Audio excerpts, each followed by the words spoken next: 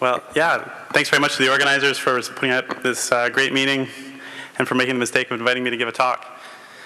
So I'm going to talk here about redistributions of nutrients on the global scale as we see in global coupled climate models and also as hinted at in Paleo archives from the last glacial period. And this is work that has involved a lot of people's help, but most principally I'd like to acknowledge Andreas Schmittner, who's actually here at Oregon State, who did a lot of this work with me and got me excited about all this stuff. So the fundamental problem here is that the ocean looks like this. It's in cross-section. It's basically dark through most of it, and there's just a very shallow sunlit layer at the top, which is where plants can grow. And that's a problem because the nutrient distribution in the ocean has all the nutrients stuck down in that dark part where they don't really do much good. And the majority of the ocean surface is between 40 south and 40 north, where the nutrient concentrations, as you can see up at the very top there, are pretty close to zero. Sorry, this is a section of phosphate through the Atlantic. And so there's really only limited regions of the ocean surface where nutrient concentrations get significantly above zero throughout the year. And those are really in the high latitudes where you can see the dense waters outcropping at the surface in this section. So the big one of those regions in the ocean is the Southern Ocean, where you have really high nutrient concentrations at the surface throughout the year. They just never get exported out of the surface completely. And then there are smaller cousins of the Southern Ocean high nutrient region in the Northern Hemisphere, particularly in the subarctic Pacific, which has high nutrient concentrations throughout the year. And there's non-zero nutrients in much of the North Atlantic throughout the year, but most of it gets used up. So the North Atlantic isn't really a high nutrient region in the same way as the Southern Ocean and subarctic Pacific.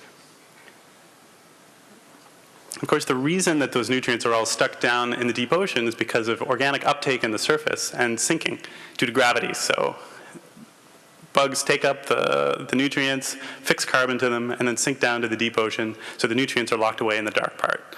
And they would be permanently down there if it weren't for ocean circulation, which is constantly bringing those nutrients back up to the sunlit surface. And in a cartoon view of the world, you could maybe say that there are two routes for nutrients to get from the deep ocean back to the surface.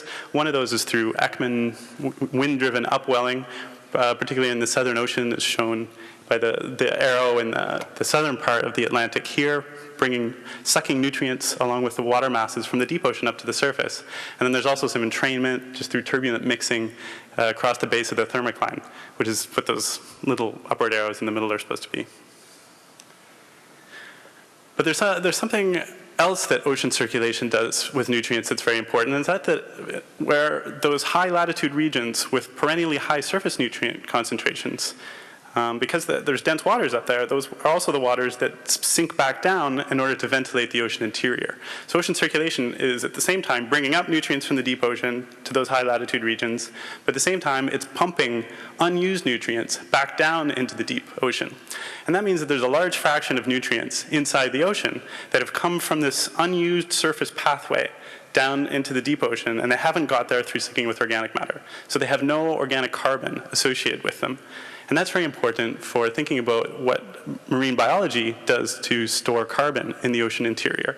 So this pathway, by sinking, so for example, here through Antarctic bottom water formation or through subduction of Antarctic intermediate water in the south, or well, there's also a pathway for North Atlantic deep water down to the deep ocean. But where you have these high nutrient concentrations in the Southern Ocean, those are carrying high preformed nutrients, we call them, down into the deep ocean. So preformed because they're there at the moment of water mass formation, and they don't include organic carbon as a respired component along with the nutrients. And so really these can be thought of kind of like leaky faucets in the biological pump, where you have deep waters being formed from high nutrient surface waters, such as in the Southern Ocean. You have this leaky flow of unused nutrients down into the deep ocean that's short-circuiting the biological pump. Whereas in the North Atlantic, where the deep waters are forming with low preformed nutrient concentrations, that's kind of tightening up the biological pump and keeping it work at higher efficiency. We can get an estimate for globally today how efficient the biological pump is by quantifying the preformed phosphate inventory relative to the total phosphate inventory, just using apparent oxygen utilization. And that gives a picture that looks like this, where this is now a zonal average of the whole ocean. You can see that the total phosphate concentrations on the left in micromolar, and on the right are the estimated preformed phosphate concentrations. And what you can see is that it's roughly half. So roughly half of all the phosphate in the ocean is not being used to store carbon. And so you could say that that the biological pump today is operating at approximately half of its maximum total efficiency in terms of the nutrient inventory that's available. And so just to try and hammer that home, when you have increased leakiness of nutrients through the preformed pathway into the ocean interior, that leads to higher preformed phosphate inventories in the global ocean, and therefore a less effective biological pump. So why does this matter? It matters, first off, for carbon dioxide storage, as I've been saying. It also matters for the supply of nutrients to the surface ecosystem, since that leakiness also gets into low latitude pathways of nutrient supply and can supply low latitude ecosystems. And it's also important for oxygen minimum zones, which is very interesting, but I won't talk about today. But we know that all of these things have changed dramatically in the past over glacial and interglacial cycles in relation to climate change, and it's likely that they'll change in the future as well. So I'd like to show first a couple of paleo records, first some shameless self-promotion from work in the subarctic Pacific, looking right in the heart of that high nutrient region in the western subarctic Pacific. The product of many people's efforts are kind of summarized in this figure here, where looking over the last 500,000 years with the Dome C delta deuterium temperature record for comparison, we found that the nitrogen isotope composition of sediments in the western subarctic Pacific showed high nutrients very consistently in that high nutrient region in the subarctic Pacific during warm interglacial periods, as shown in that upper curve. So there's two cores for the last glacial cycle, which agree very well, and then one core continues back through, which shows a pretty remarkable agreement with the Antarctic temperature. And then along with this, in one of those same cores, we have an export production proxy that shows that there was high export production. So it would seem that during warm periods, the supply of nutrients to that HNLC region in the subarctic Pacific was even greater, and that the nutrient concentrations were even higher than they are, during warm periods. And during cold periods, the nutrient supply was reduced and the export reduced. So that seems to be a really large effect in the north. And if we turn to the south, the nutrient utilization records are messier in the Southern Ocean, but I wanted to draw your attention to a recent paper that's got a lot of airplay, which is, I think, a great paper by Bob Anderson and colleagues, where they showed from a number of core sites around the Antarctic polar front. They showed very similar changes over the deglaciation, where so here going from, the anti-overpec time sense, where we have the last glacial maximum on the right side of this plot. So you can see in the bottom, the Antarctic temperature increasing in these two pulses outlined in red. Along with that, on the top, you can see that the CO2 concentration of the atmosphere increases during those two warming pulses. And at the same time, the sediment records, shown here in the middle from the Southern Ocean, show warm pulses in the surface ocean during those warming pulses during the deglaciation that go along with increased opal flux to the sediments, which seem clearly related to increased upwelling supply of silica to the surface in that region.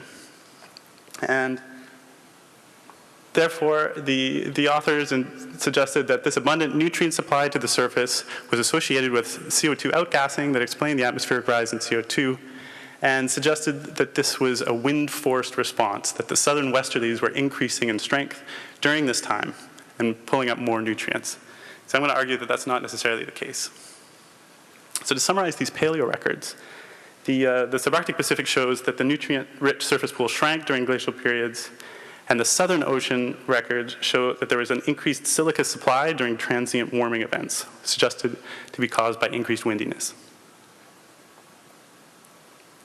So the tool to look at these, as I'm going to show here, is ocean general circulation models. Basically, these break up the ocean into a bunch of little boxes, solve physical equations inside each box that determine how quantities like temperature and salt and anything else that's dissolved in the ocean is pumped around. We also include equations for marine biogeochemical processes that are solved inside each grid cell during every time step. So the idea is that the whole system evolves together as a coupled biological physical system. So the first results I'll show here were model simulations run by Andreas Schmittner with the Uvic Earth system model.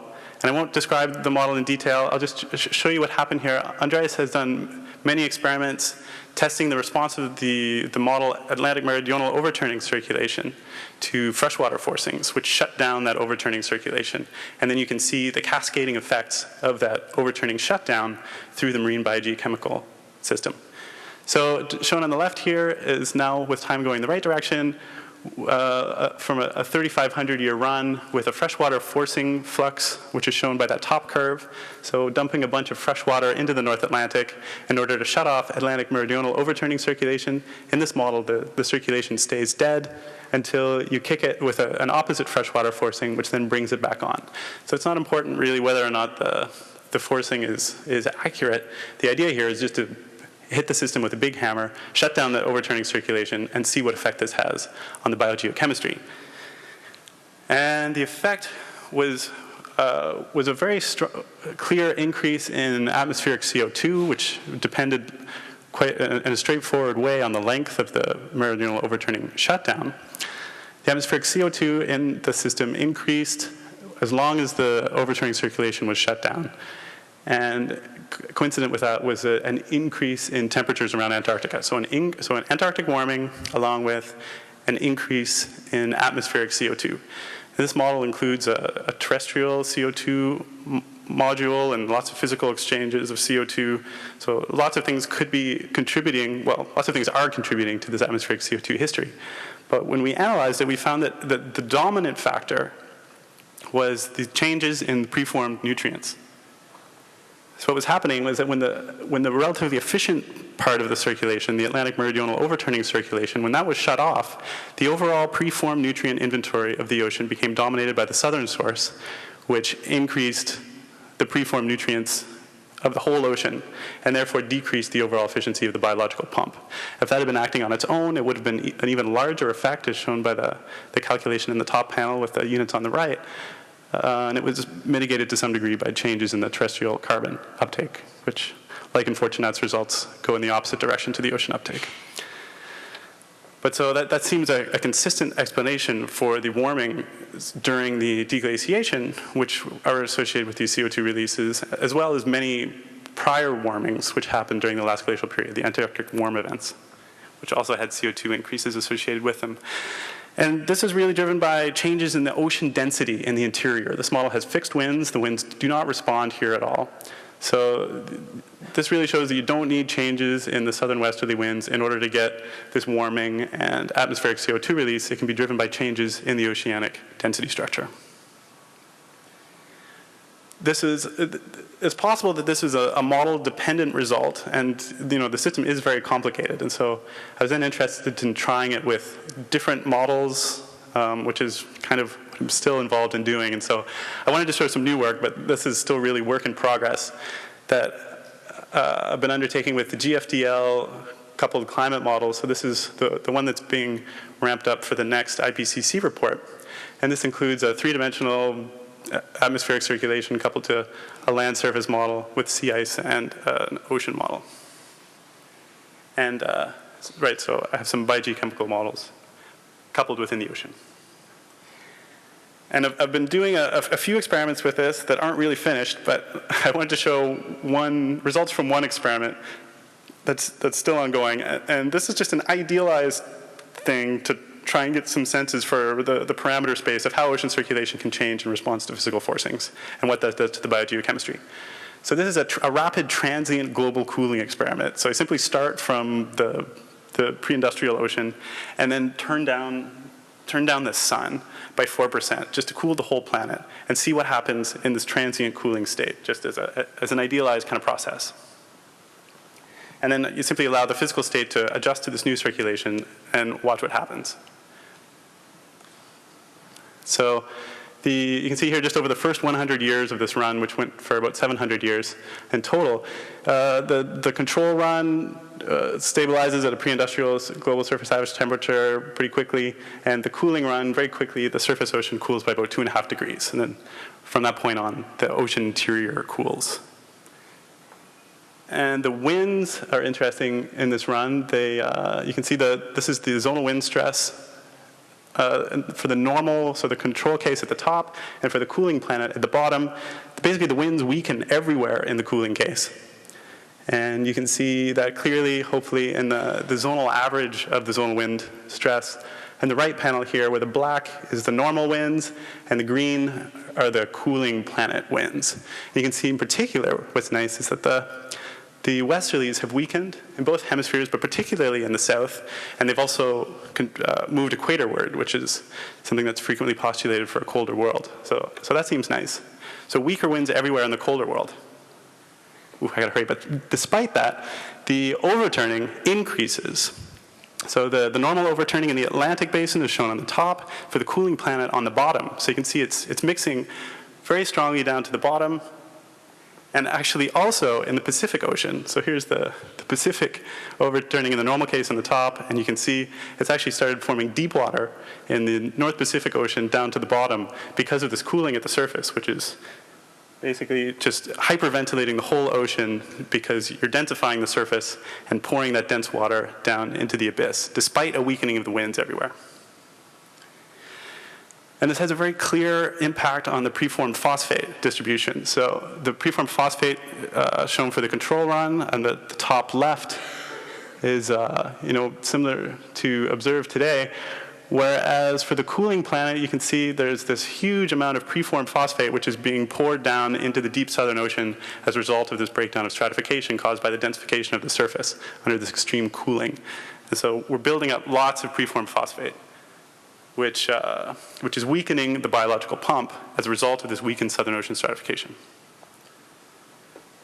I'll just show one other thing here, which is the silica export from the two cases. You can see in the normal case at the top compared to the cooling case shown in the difference between the two there, the cooling case has increased opal export almost everywhere, despite a global decrease in winds everywhere, because the decreased stratification is allowing the winds that are blowing to pull up waters more quickly, simply because the density stratification that the winds need to work against is weakened. So an increase in silica export, including, I'll note, in the Southern Ocean and the Antarctic polar front region. So not driven by winds, but a very large increase in silica export. So to summarize this kind of messy evidence, the proxy evidence suggests that in the steady cold state, there's low export from high nutrient regions in particular, and that those nutrient-rich surface regions are shrunken. This is especially clear in the subarctic Pacific. And during transient southern warming events, during the deglaciation and also during the Ice Age, there was high silica export from expanding nutrient-rich regions, which seems to be associated with outgassings of CO2 from the ocean. And in general, the model experiments show that when preformed nutrients increase, this weakens the biological pump. And this can occur when stratification weakens, or also, as shown in the Uvic model, through a change between the balance of southern and northern source waters. But the weak stratification can also allow the rapid return flux of nutrients to regions, driving the increased flux of organic matter, and especially silica. So I would suggest that we can understand this, and that the steady state, the cold steady state demands enhanced density gradients, reducing this overall supply of nutrients to the surface, and thereby increasing the effectiveness of the biological pump, even with lower export fluxes. And the transient southern warmings could be involved with reduced density gradients, enhancing Southern Ocean upwelling, regardless of what the winds are doing, and thereby increasing preformed phosphate and silica supply. So my summary is the global nutrient distributions are sensitive to the physical ocean circulation, and that this has a first-order effect on export production at the global scale, which can be quite decoupled from local winds. Deep waters formed from nutrient-rich surface regions have high preformed nutrients, and this weakens the effectiveness of the biological pump. And the upwelling flux of nutrients increases when ocean density stratification weakens, which can be in opposition to wind forcing. The export flux of silica in the Southern Ocean is therefore not a reliable proxy for westerly wind strength, although it could, of course, also be right. Thank you.